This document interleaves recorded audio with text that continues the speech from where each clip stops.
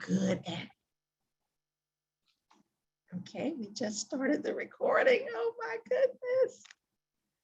Okay. You want me to start over? No, I can't. All right. So ask yourself this question. What am I good at? And I would love for you to actually do this exercise and make a sheet, take a sheet and put 3 columns or 1 page each. Write down, I am good at. Make a list of all of the things that you're good at, from cleaning to washing dishes to, you can be good at sleeping. You can be good at drinking. What do you feel that you're good at, that you do very well, things that you're proud of? They can be hobbies, talents, anything, it doesn't matter. Now, for people with low self-esteem, it's hard to even start this list. So I encourage you to work on that. Start the list. What are you good at? I am good at. Write it down and keep adding to it. Come back to it every day and add more things. Number 2, the second list, what have I accomplished in life? Make a list of all the things you have successfully done. Did you realize that when you came out of the womb, you didn't know anything? You couldn't do anything, but you learned how to walk. You learned how to talk. You learned how to ride a bicycle. You learned how to drive a car, how to operate a computer. You learned your ABCs, your multiplication tables. You have been very successful. You have accomplished a lot in life. You've been in the military, you got married, you have children. Write down all of the things that you have accomplished in your life, no matter how big or how small. And then number 3, what are the things that you like about yourself? Make a list of all of your positive attributes, what you like about you. Not what others say or don't like, but what do you like about you? You may like your handwriting ability, your penmanship. You may like your ability to put clothing together. You may like the fact that you forgive other people. Whatever it is, if you can add to these 3 lists every day, you will build your self-esteem. So page 1, what am I good at? Page 2, what have I accomplished in life? And page 3, what are the things that I like about me, that I like about being me? Add to these lists every day and watch your self-esteem grow. And when you're working with others, ask them to create these same 3 lists and watch them transform. Now, how many of you talk to yourselves? If I could see your hands, I would say we all do. Humans talk to themselves. It's one of our traits. But many times people are saying negative things to themselves. Oh, I'm so stupid. I'm so fat. Nobody loves me. I'm useless. Stop. Stop beating yourself up. Many times we are our worst critic. So when you talk to yourselves, you want to say positive things to yourselves, things that lift you up and empower you. When you can look yourself in the mirror and say, I am worthy. I am loved. I am enough. Wow. You don't have to be anything to anyone else except the person you are. And the only person you have to compare yourself to is the person you were yesterday.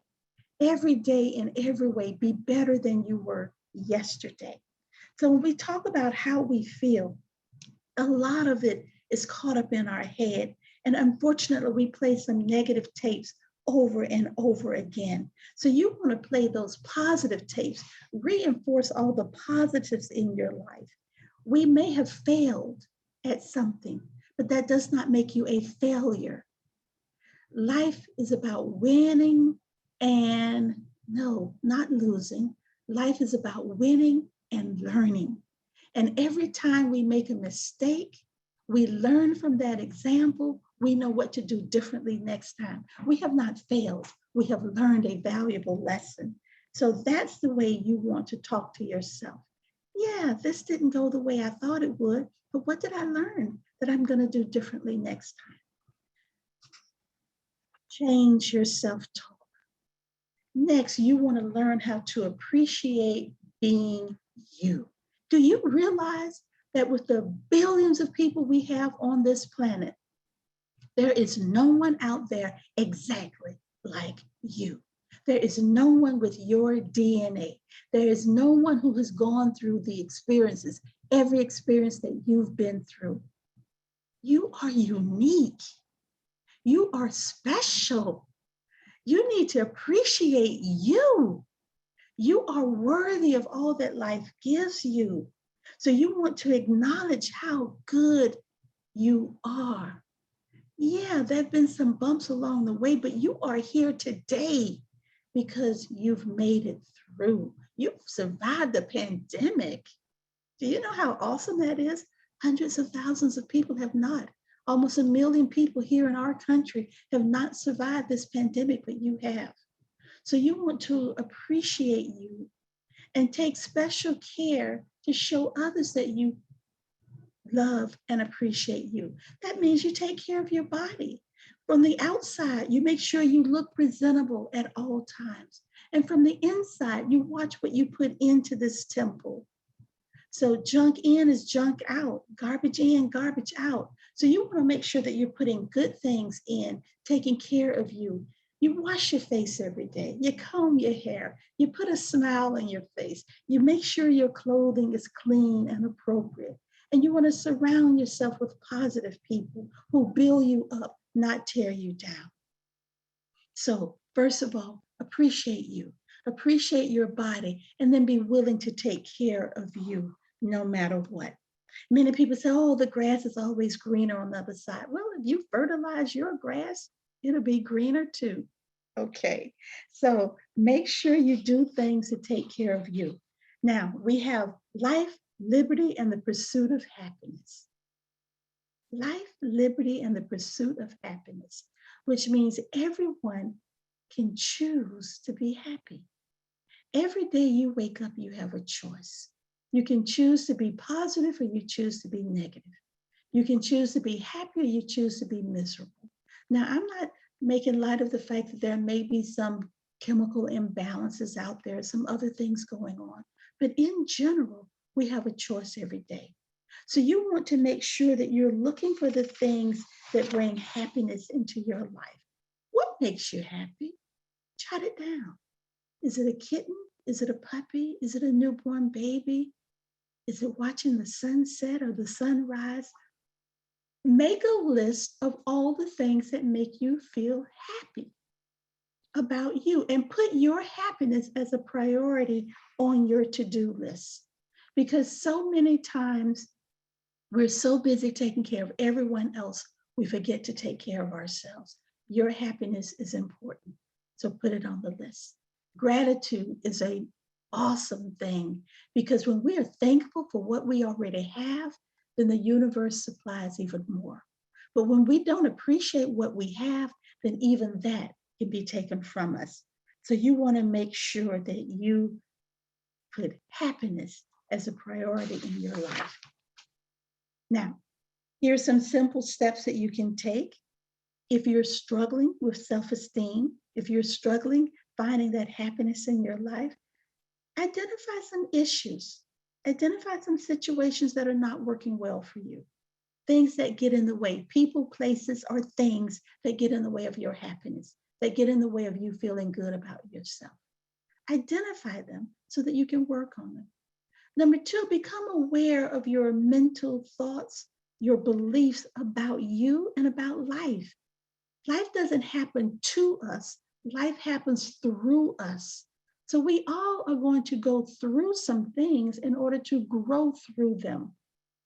If you look at life as negative, you will only see negative, and negative will follow you around every day, all day. So you want to always look for the positives in everything. Challenge your negative thinking. Reframe it into a positive. Instead of saying, I am broke, saying, I choose not to spend my money on that right now. Instead of saying, there are no good men out there, say, I haven't found the man I'm looking for yet, but they are coming. Every day I get closer to realizing my dreams. You want to adjust your thoughts and your beliefs. It's not about all or nothing. No, just because something happens that's negative, shake it off and say, okay, what am I to learn from this so that I can move forward in a positive way? Things happen to us for a reason, but one misstep does not have to deflate your entire day. So we want to make sure we have a process for filtering out the negatives and putting more positives in. We don't want to jump to conclusions. We want to look at everything as neutrally as possible and then choose how we're going to respond and how we're going to react.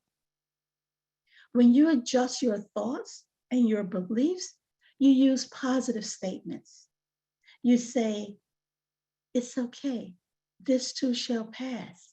We will get through this together. You forgive others and you forgive yourselves. You don't should on yourself because should just puts a layer of guilt on us. So you accept others as being imperfect and you accept yourself as being imperfect. You're not going to get perfection from imperfect people on an imperfect planet. It's not going to happen. So learn to forgive, let it go. Encourage yourself every day in every way. I'm getting better and better. Every day in every way, my finances are getting better and better.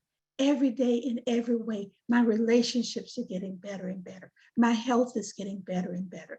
You have to speak your life into existence. Is it easy? It's doesn't make perfect. Practice makes better. So that means we have to practice it every day. And for people who have a low self-esteem, starting out is not easy. It's difficult because you don't believe it. So that's why you have to talk to yourself from a different perspective. And you say things like, every day I'm getting better. You're not perfect yet, and you never will be. It's not all lined up yet, but every day it's getting closer. Every day I'm getting better. That's what makes it easier. As we know, yard by yard, life is hard, but inch by inch, life's a cinch. So you have to do the same thing when it comes to you. Inch by inch, you build on your self-esteem every day. And you start by looking yourself in the mirror and saying, I am worthy. I am more than worthy. I am happy. I am successful. I am beautiful. I am talented. Yeah. Look yourself in the mirror and speak positives over that person. That person in the mirror is your best friend. They are there for you no matter what. So you need to be there for that person in the mirror. Now, you are worthy of love. You are worthy of belonging. You are worthy. If you believe that you are worthy, you will get through it. That's where you find that inner strength to tackle whatever life throws at you. It's a process, but it's a process that you can work on every day. And again, I don't think anyone on this call has low self-esteem, but this information was given today to help you help somebody else. And I want to leave you with a saying that I used to have, I remember years ago, so this was back in the 70s. I had this poster hanging in my dorm, and then I had it created and hung in my house for years. And it's an anonymous saying. It says, accept me. I am I. Do not change me, condemn me, nor put me down. Accept me for what I am. No, you need not agree with me, but accept me. For I have my faults and I have my guilt, but that is who I am. Perfect, I will never be. Allow me to be uninhibited as I have allowed you to be uninhibited. Do not persuade me into feeling what I do not feel. Accept me when I am flying high as I have accepted you when you were flying high. Do not insult me. Do not make me feel unhappy about me. I am I, and I enjoy being what I am, me. I will send you a copy of this form. I've enjoyed being with you today. Debbie, please send me a list of who's in attendance for today, and I will give you guys component points. I will also send you a copy of the presentation and a copy of the poem I just read. Are there any questions or comments before we end this portion? Darlene, thank you so much for that wonderful presentation.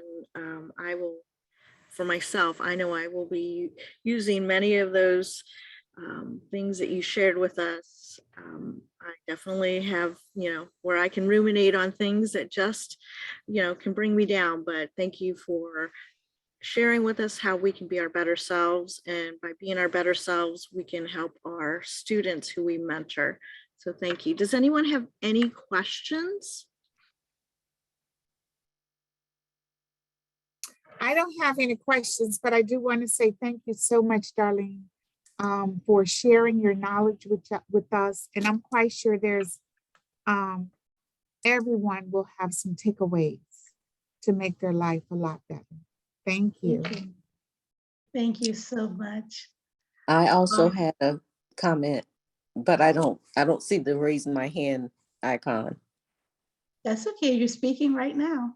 Okay, I just wanted to say I enjoyed your presentation, and I also put in the chat that your voice is very soothing, and you have been called to do this. So I thank you because I gained so much.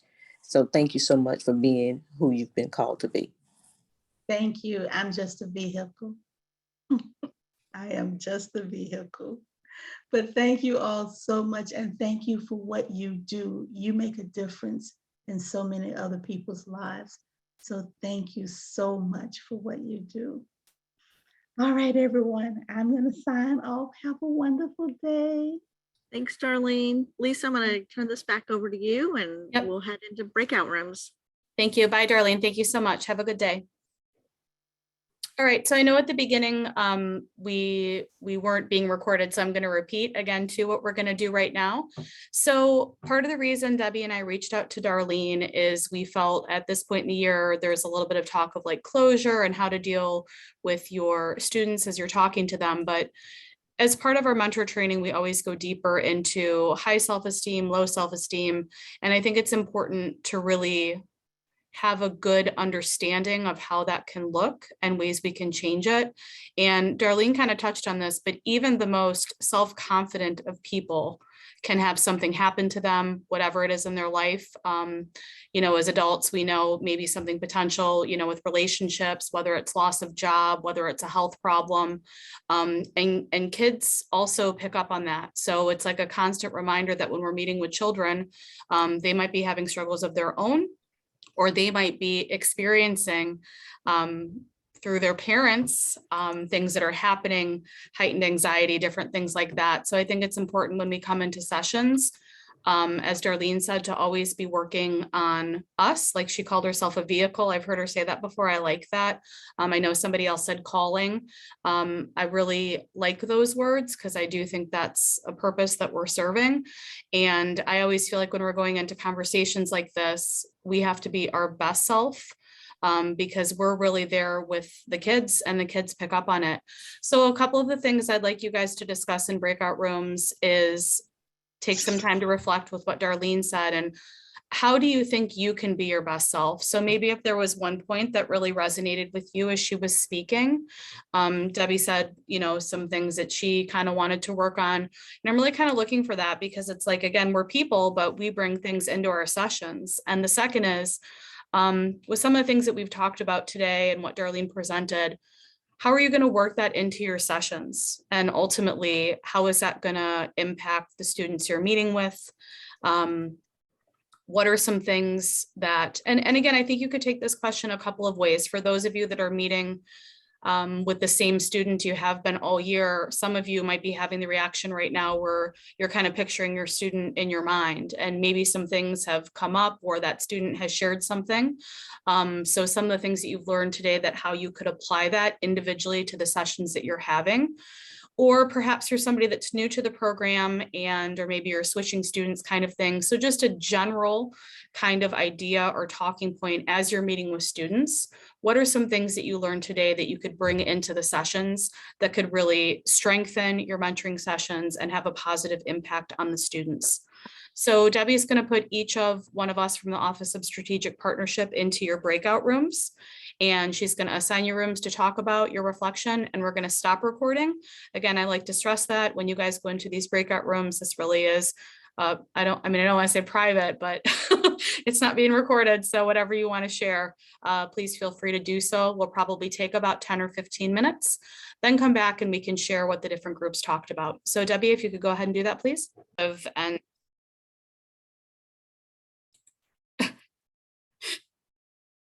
thanks, Debbie. So we're being recorded now. So I feel like with the minute that we have remaining, my group had a very productive and open conversation that I wish we had enough time to really share what other people talked about. But if you want to put in the chat box, so Sheila mentioned that there are mentor resources available on the website, and she put the link in. That's really helpful. A lot of different ideas. What we talked about today too, we're going to share the resources with you. I know there were some questions about how do I work on my own self-esteem? What are some takeaways that I can work with the students? So we're going to make sure to share that with you. For Miss Jones' breakout room, they talked about how powerful Miss Darlene's presentation was and how you can use some of the strategies with the mentees. We have about a minute if anybody wants to unmute, if they feel like they really just have something that's amazing and earth-shattering to share with the group. Anybody? Then I'll just share one thing that we really talked about in our group. I know that we've talked about COVID for so long, and I know it's hard to continue to talk about it, but just in perspective, the group I was in talked about lunch pals and the ages, maybe 7, 8, 9, and to put in perspective the age that they were at when they had to go home. How that has affected social emotional development, what that looked like academically. We've talked about that the world has just become more stressful. People seem a little bit angrier. So it's kind of this double whammy where people have gotten a little bit harder, a little bit, tougher. Kids have missed out on some of that social emotional development and curriculum. So really finding the tools how to navigate through it. We had some examples of kids using words or even getting violent. One of the mentors in our group shared that the kid they were mentoring was actually the bully, not the one being bullied, and how to work through that. And I mean, I love that we treat people like people, and everybody can make mistakes and they're not broken. Sometimes I think we have a kid and they do something really bad, like they get violent. We think, oh, well, that's a violent kid. And I think that's a kid that's going through something. And, it's part of our job to have them talk and get through it and work with them. So, I mean, I really, really loved the group I was in and what we talked about. It was awesome. So thank you for that. And Sheila wanted to share that the group also talked about delicate relationships we have with our mentees. And I love that description. It's so precious and delicate. And so much of what Darlene spoke about can be used when we think about what our students face. So I think that's a really good final point to end on. And thank you so much. This is our last coffee hour this year. If I don't see you, maybe I'll see you around town. Enjoy the rest of the year. Like Debbie said, the closure sessions, thank you so much for what you do with the students. And if you need anything, you can reach out to us. Otherwise, enjoy the remainder of the year. And I hope you have an awesome summer. Thank you. You all too.